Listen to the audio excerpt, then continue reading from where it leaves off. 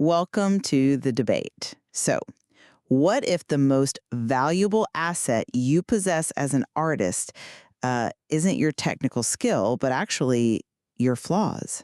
That is quite the hook, but I mean, for centuries, whether you were a master ceramicist at a wheel or an illustrator hunched over a drafting table, the goal was almost always perfection, right? Exactly. You wrestled with your physical medium to make a vessel flawlessly symmetrical or, a portrait hyper realistic. Right, the struggle was the point. You were fighting against the limitations of your own hands. Yeah, your hands and the physical constraints of the material. But now look at what happens when you introduce generative technology into that equation. The landscape totally flips. It really does. Today, you can just type a text prompt into a machine and it instantly outputs a 3D model of a vase or a high-resolution illustration that is mathematically flawlessly perfect. So that centuries-old pursuit of technical perfection suddenly feels, well, obsolete. It definitely shifts the entire landscape of professional value. Because if a machine can give you absolute perfection in 3 seconds for fractions of a penny, the flaw, the slight wobble in the wheel, the visible brushstroke, suddenly that becomes the focal point. Which brings us to the central question we're exploring today. In an era where artificial intelligence can instantly generate flawless, highly fluent content, is the working artist facing inevitable professional obsolescence? Or are we entering a new paradigm where human imperfection and embodied experience become art's most valuable premium assets? And if you are listening to this right now, maybe staring at your portfolio, wondering why you should spend 40 hours painting a canvas when an algorithm can render a masterpiece in 4 seconds, you know this is not just an abstract philosophical exercise. Not at all. We are tailoring this discussion directly to working artists and designers trying to navigate the existential and professional anxieties of this shift. We're talking about the reality of your livelihood. To unpack that reality, we're drawing from a really rich collection of contemporary discourse. We are looking at empirical data from recent cognitive neuroscience conferences, critical essays on the so-called fluency trap, and the rapidly shifting art market. Plus some heavy philosophical frameworks, right? Like Hubert Dreyfus's theories of embodied intelligence and Jean Baudrillard's concepts of hyperreality. Exactly, as well as direct on-the-ground testimonies from working makers. So just to lay out our positions clearly, I will be arguing that AI's reliance on statistical averages will inevitably elevate human art, making the human residue of lived experience the ultimate professional differentiator. And I will be arguing that the cultural drift towards simulated hyperreality, combined with the market's passive acceptance of the safe middle, really threatens to fundamentally demoralize artists and compress the professional value of human creativity. All right, so let me jump right into my perspective here.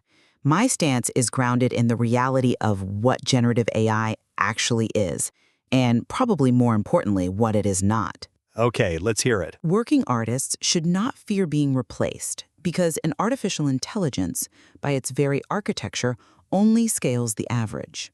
If we look at the recent analysis in Fast Company, we see that AI systems generate content based entirely on statistical probabilities. Right, predicting the next pixel or the next word. Exactly. It inherently leads to idea convergence. So the professional future of the artist actually lies in what the AI cannot mathematically possess. It totally lacks the genuine lived experience of having a body, of grieving, of existing in time. But does the market actually care about that lived experience? I think it will have to. Just as the invention of photography didn't kill painting but forced it to evolve away from pure documentation, AI is going to push artists toward deeply embodied, emotionally resonant work. Audiences will actively seek it out, precisely because it cannot be computed. See, I come at it from a completely different angle. I believe the working artist's livelihood is in genuine peril right now, both economically and psychologically. Really? Even with the push toward authenticity? Yes, because relying on Jean Baudrillard's concept of simulation, we are entering a hyper-reality where the distinction between a human creation and a machine's output just no longer matters to the broader market. That's pretty bleak. It is. When we listen to the reflections of hands-on creators like the popular maker known as the Craftsman Online, we see a chilling reality on the ground. When an artist's painstaking manual labor is immediately dismissed by their audience as AI-generated, The resulting environment is, to use his exact term, disheartening. Right. It crushes morale. It crushes the spiritual and professional motivation required to sustain a creative career. If the market is perfectly happy with the simulated average, the human artist is left exhausted, constantly having to prove their own existence. I hear that. But I think the foundation of this panic really rests on a misunderstanding of how we evaluate art. And this leads us to the concept of the fluency trap. Right, from the Dasein Project. Yes, the Dasein research articulates this mechanism perfectly. For the entirety of human history up until about, 3 years ago, fluency was the undeniable proof of comprehension. If you wrote a beautiful paragraph, you obviously understood the topic. Exactly. If you encountered a highly evocative painting of a sorrowful face, you could safely assume it came from a being that actually understood sorrow. The articulation proved the internal state. But AI has fundamentally broken that proxy. Because the algorithm produces text and images that are grammatically and stylistically flawless, but there is absolutely no conscious mind behind it? Exactly that. The machine maps pixel values or word tokens associated with the human concept of sorrow, but it connects to nothing except other patterns in a vast statistical space. So it's an illusion of depth. Right. And because of this broken proxy, the true artistic professional will always maintain a qualitative edge. The AI is just mimicking the surface of human experience without any access to the experience itself. The artist who actually feels the friction of existing in the world will always produce work with a deeper, resonant truth. And you think audiences will care enough to notice the difference? I do. Audiences will inevitably recalibrate to look for that underlying truth rather than just surface-level fluency. I'm sorry, but I just don't buy that. Let me tell you why. You were talking about the philosophical reality of the output, but I am looking at the functional reality of the market. Okay, fair enough. Let's look at the market. Let's look at the observations from designer Valtris Rosa, or just the sheer volume of anxieties pouring out of creative communities and Reddit forums right now. The market consistently prefers fast and cheap over high quality or emotionally deep. Well, in some sectors, sure. In most commercial sectors, Rosa points out that tools like Midjourney and ChatGPT are already generating design concepts and copy that are indistinguishable from human work to the average consumer. If the consumer cannot distinguish the AI's statistical fluency from your actual human output, your qualitative edge becomes economically irrelevant. But isn't there still a premium for the real thing? The Dasein piece itself admits that people are forming deep emotional attachments to therapeutic AI apps. If the consumer is satisfied by the illusion of understanding, the artist's genuine understanding doesn't pay the rent. I see why you think that, but let me give you a different perspective, or maybe a different analogy. Isn't your argument essentially like saying the invention of synthetic flavorings destroyed the market for fine dining? I wouldn't say destroyed, but... But think about it. Doesn't the mass availability of cheap synthetic fluency actually create a highly lucrative, specialized market for authentic human insight? We didn't stop going to farm-to-table restaurants just because a food scientist figured out how to chemically synthesize strawberry flavor for a fraction of a penny. That's true. We didn't. In fact, the existence of the cheap, mass-produced synthetic made us place a massive premium on the real organic thing. That's a compelling argument, but have you considered the scale and the seamlessness of this synthesis? A synthetic strawberry flavor doesn't perfectly mimic a Michelin star meal in 3 seconds for free. Well, no. But AI does. When the Fast Company piece analyzes this, they point out a subtle drift towards sameness. We have to look at the mechanism of how these models work. They don't imagine, they predict. Right. It's regression to the mean. Exactly. If you prompt an AI for a picture of a coffee shop, it calculates the most mathematically probable arrangement of pixels based on millions of photos. Think of it like mixing paint. If you take every color on a palette and mix them all together, you don't get a brilliant rainbow. You get a muddy, perfectly average beige.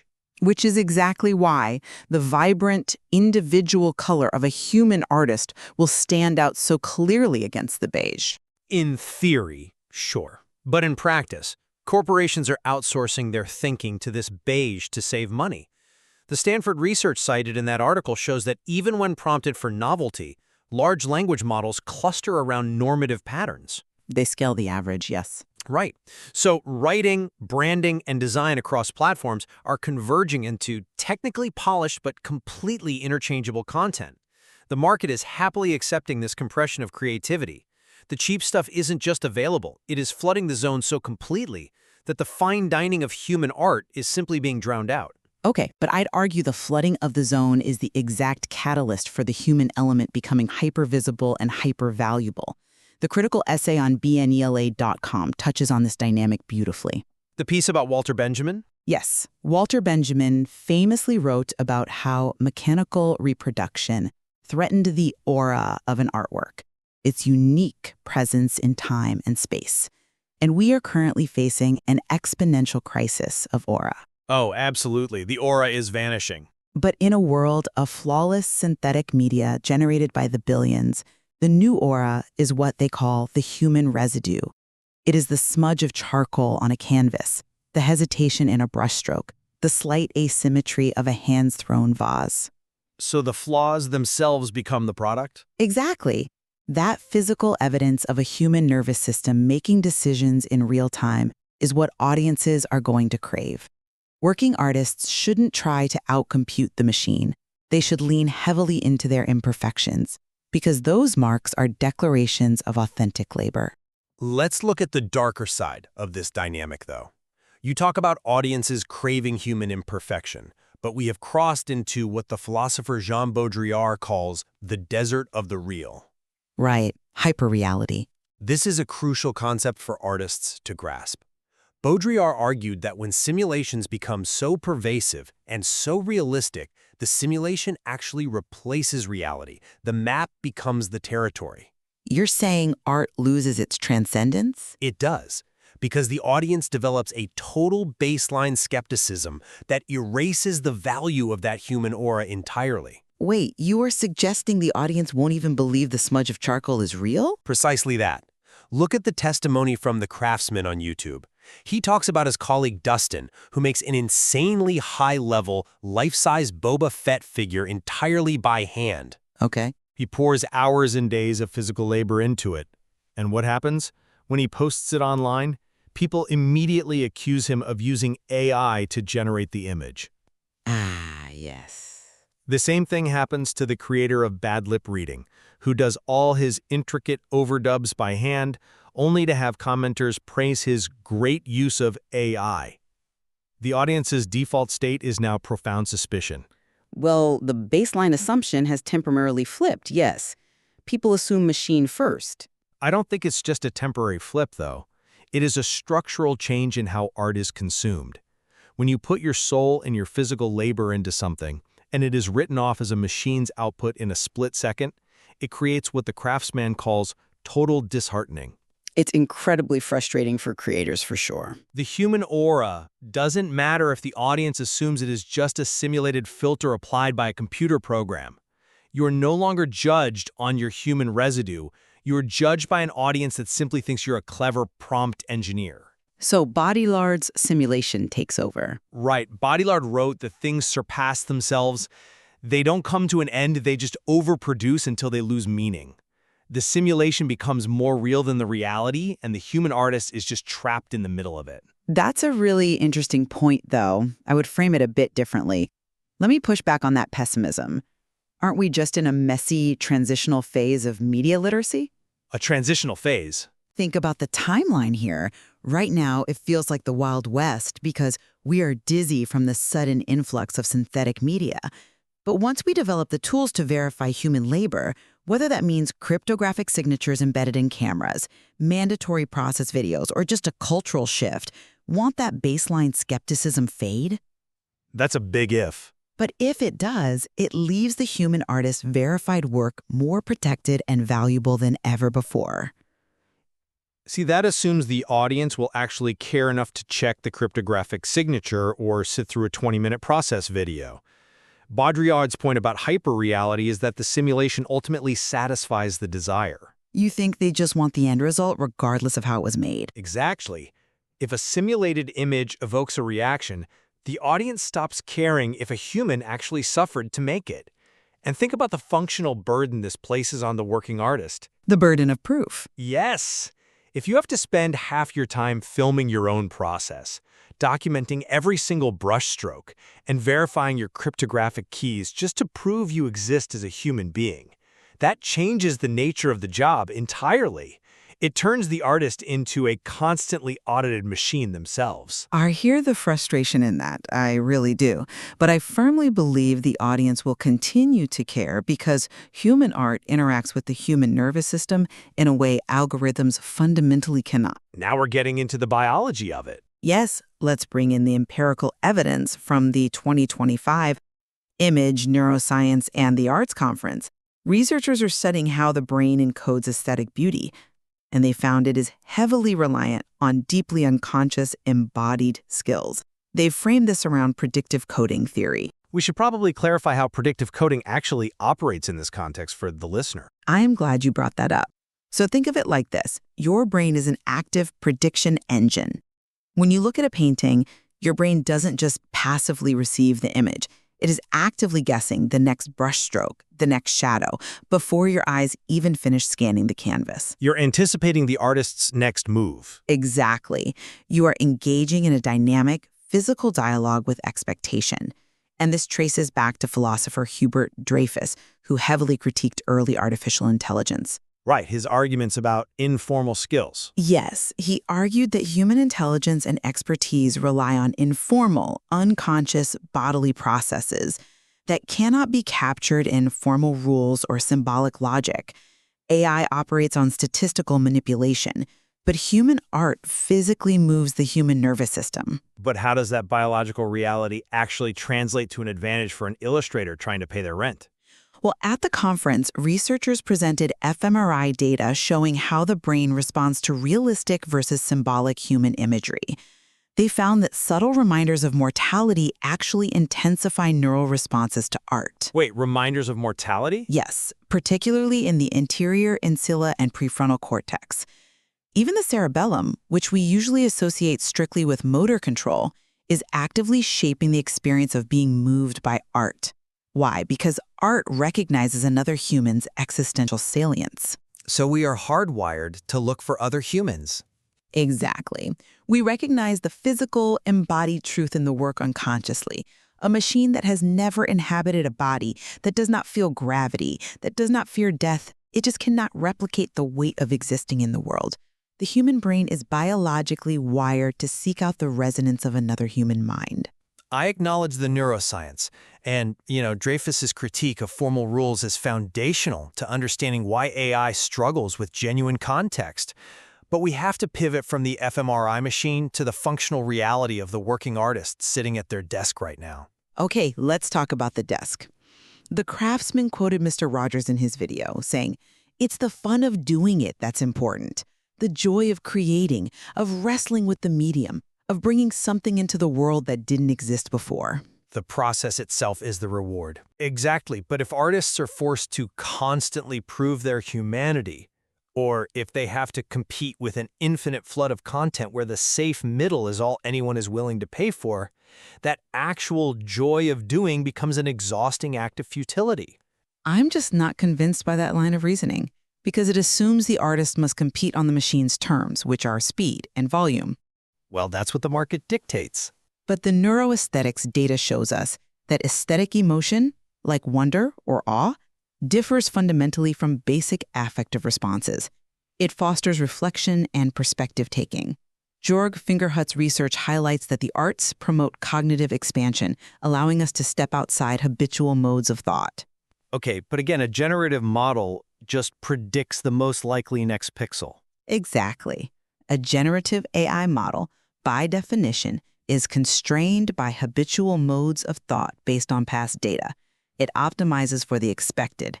Human artists optimize for the unexpected, so the professional artist's job will shift from being a renderer of images to an architect of cognitive expansion. Right, but who is actually paying for cognitive expansion? This is where the grand theory hits the brick wall of capitalism. It always comes back to capitalism. It has to. Roz's analysis points out that companies are already using AI to generate layouts, write copy, and produce video. The average client doesn't want cognitive expansion. They want a functional website. They want a catchy logo. They want utility. Yes, they want a blog post that ranks on search engines. The democratization of creation means small businesses can bypass the human professional entirely.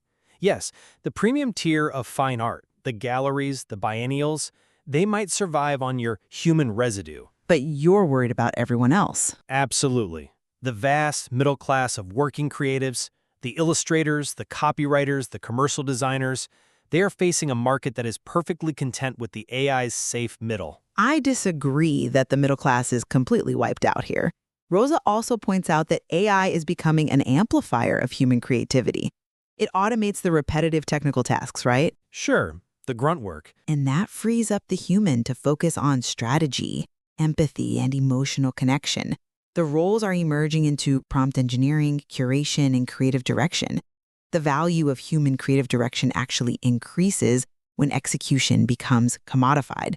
The human becomes a technology orchestrator. I come at it from a different way, though. A technology orchestrator is fundamentally different from a maker. It's a shift, yes. But if your entire job becomes curating the output of a machine, you lose that embodied cognition we were just talking about. The physical act of making, the brush on canvas, the fingers on a keyboard, is part of how humans think. That's true. The physical act is crucial. Dreyfus would argue that you cannot separate the physical skill from the intellectual expertise. If you stop making and only curate, you lose the very human residue you are claiming is our ultimate defense. It is undeniable that the workflow is changing. I'll give you that. But I return to the idea that the sheer scale of this automated extraction will inevitably trigger a cultural immune response. A cultural immune response. Yeah. As AI output becomes ubiquitous, it becomes invisible. It just becomes background noise. And what cuts through noise? Signal. The authentic human signal. Right. The authentic, the difficult, the deeply felt. Mark Fisher's cultural theories warned about the slow cancellation of the future, a culture built entirely on simulacra of the past. Generative AI is the ultimate machine for recycling the past. Because it only trains on what already exists. Exactly. Therefore, the only way to actually create the future is through human intervention. The artist who leverages their unique, idiosyncratic, lived experience will be the only one capable of generating true signal. I think you are underestimating the power of the simulation to assimilate even that resistance, honestly. In the essay Cancel Reality, Lucien Ulabib writes about how individuals are becoming just holographic projections in a digitized labyrinth. That's a terrifying image. It is. And the danger is that the market will just train the AI on the human residue itself. We are already seeing AI models programmed to add artificial film grain to photos or simulated brush strokes to digital paintings. Right, they simulate the imperfections. They are mathematically calculating the exact amount of flaw needed to trick the human eye into feeling authenticity. If the machine can simulate the thumbprint on the clay perfectly, the biological necessity of human art just becomes an academic footnote. The audience gets their neurobiological reward without a human ever being involved. And that is the ultimate test of the fluency trap, isn't it? Can the machine simulate the friction of existence so well that our neurology literally cannot tell the difference? That's exactly the question. I would argue that because human culture is dynamic and constantly evolving through physical interaction with the physical world, the machine will always be one step behind, analyzing the data of what we did yesterday. Unless the machine shapes what we do tomorrow. If artists are using AI to brainstorm, to draft, to orchestrate, the machine is defining the parameters of the imagination. Well, listening to our exchange today, I think we both clearly recognize one undeniable reality. AI is fundamentally redefining what it means to be a professional artist. Without a doubt. The value is shifting rapidly away from pure technical execution. The ability to simply render an image or write a grammatically correct paragraph is no longer a viable professional moat. The value now lies in something much more complex. It's a completely new terrain. It is. I maintain that the working artist holds a biological and philosophical monopoly on lived experience. The very fact that AI is saturating the market with flawless fluency will push true human art into a premium space, valued exactly for its friction, its physical truth, and its neurobiological resonance. And I maintain that the psychological toll of this hyperreal market poses a profound existential threat. A market that passively accepts the simulated safe middle and meets genuine human labor with immediate cynical skepticism threatens to crush the motivation required to sustain a lifelong creative practice. It definitely requires a new kind of endurance. The days of pure technical draftsmanship being enough to secure a livelihood are indeed behind us. The new terrain is entirely conceptual and psychological, and navigating it will require immense resilience. It is absolutely crucial for the working artist listening today to grapple with both of these truths. Navigating your professional future requires holding the resilient biological necessity of human arts and the stark socioeconomic realities of our new media landscape at the exact same time. There are no easy answers here. No, there aren't. There is so much more to explore here at the intersection of cognitive science, philosophy, and practical design. Returning to that image of the master ceramicist at the potter's wheel. The generative algorithm might be able to instantly output 1 million mathematically flawless vases an hour. Right. But the machine will never know what the wet clay actually feels like in its hands. And perhaps ultimately, neither will the people who buy those perfect empty vases. Something to think about next time you log on. Definitely. Thank you for joining us on The Debate.